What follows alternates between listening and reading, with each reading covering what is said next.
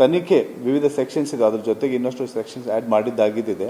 ಆ ಪ್ರಕಾರ ಅವರು ನೆಕ್ಸ್ಟ್ ವೀಕ್ ಅವ್ರಿಗೆ ಡೇಟು ಕೊಟ್ಟಿದ್ದಾಗಿದೆ. ಆ ಪ್ರಕಾರ ಬಂದ ನಂತರ ಫರ್ದರ್ ತನಿಖೆಯನ್ನು ಕಂಟಿನ್ಯೂ ಮಾಡ್ತೀವಿ. ಎಲ್ರಿಗೂ ಕೂಡ ನಾವು ಪ್ರಶ್ನೆ ಮಾಡ್ತೀವಿ, ಅದ್ರ ಬಗ್ಗೆ ಅವ್ರಿಗೆ ಕೇಳ್ತೀವಿ, ಅವ್ರದ್ದು ಏನು ಕಂಡೀಷನ್ಸ್ ಇದ್ದಾವೆ, ಯಾವ ಇದ್ರ ಮೇಲೆ ಅವರು ಕರೆಸಿದ್ರು ಅದನ್ನು ಕೂಡ ಮಾಡ್ತೀವಿ. ಇದೊಂದು ಕಾನ್ಸರ್ಟ್ದಲ್ಲಿ ಏನೇನು ಆಗಿದ್ದಿದೆ, ಇದರಿಂದ ಯಾವ ರೀತಿ ಕಾನ್ಸರ್ಟ್ಸ್ಗಳು ಕೆಲವೊಂದು ಇದು ಮಾಡಬೇಕು, ಕಂಡೀಷನ್ಸ್ ಇದು ಮಾಡಬೇಕಂತ ಅದನ್ನು ಕೂಡ ನಾವು ವಿಚಾರ ಮಾಡ್ತಾಯಿದ್ವಿ ನಮ್ಮ ಜಿಲ್ಲೆಯಲ್ಲಿ. ನೆಕ್ಸ್ಟ್ ಓಕೆ,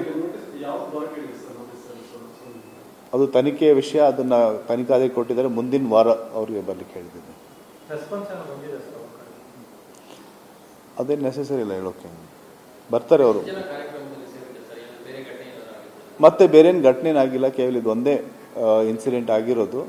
ಅದರ ವಿಡಿಯೋ ಕೂಡ ಇದೆ, ಅದರದ್ದು ವಿಡಿಯೋ ಕೂಡ ಇದೆ ಮಾತಾಡಿರೋದು. ಮತ್ತು ಇದೇನು ಈ ಕನ್ನಡ ಸಾಂಗ್ಸ್ ಬಗ್ಗೆ ಕೇಳ್ತಾರೆ ಅವ್ರೇನು ಕಾಮೆಂಟ್ ಮಾಡಿದ್ದಾರೆ ಅದು ಕೂಡ ಇದೆ. ಅದನ್ನು ನಾವು ಡೀಟೇಲ್ ಆಗಿ ನಾವು ತಿಳ್ಕೊಂಡು ನೋಡಿದಾಗ ಅದು ಅಬ್ಜೆಕ್ಷನೇಬಲ್ ಅಂತ ಕ್ಲಿಯರ್ ಕಟ್ ಆಗಿದೆ. ಕನ್ನಡ ಸೆಂಟಿಮೆಂಟ್ಸು ನಮ್ಮ ಲಿಂಗ್ವಿಸ್ಟಿಕ್ ಇದು, ಅದು ನಮ್ಮ ಮ್ಯಾಟ್ರ್ ಆಫ್ ಪ್ರೈಡ್ ಇದೆ. ಅವರು ಅದನ್ನು ಹರ್ಟ್ ಮಾಡಿ ಅದನ್ನು ಬೇರೆ ಒಂದಕ್ಕೆ ಪಹಲ್ಗಾಮ್ ಆಗಿರುವಂಥ ಘಟನೆಗೆ ಕಂಪೇರ್ ಮಾಡಿದ್ದಕ್ಕೆ ಅದು ಇದು ಆಗಿರೋದು. ಅದನ್ನು ಇನ್ನಷ್ಟು ಸೀರಿಯಸ್ ಆಗಿ ಗಾಂಭೀರ್ಯತೆಯನ್ನು ತಗೊಂಡ್ಬಿಟ್ಟು ಅದನ್ನು ಕೇಸನ್ನು ನಾವು ಆದಷ್ಟು ಬೇಗ ತನಿಖೆ ಕಂಟಿನ್ಯೂ ಮಾಡಿ ಅದನ್ನು ಕ್ಲೋಸ್ ಮಾಡ್ತೀವಿ.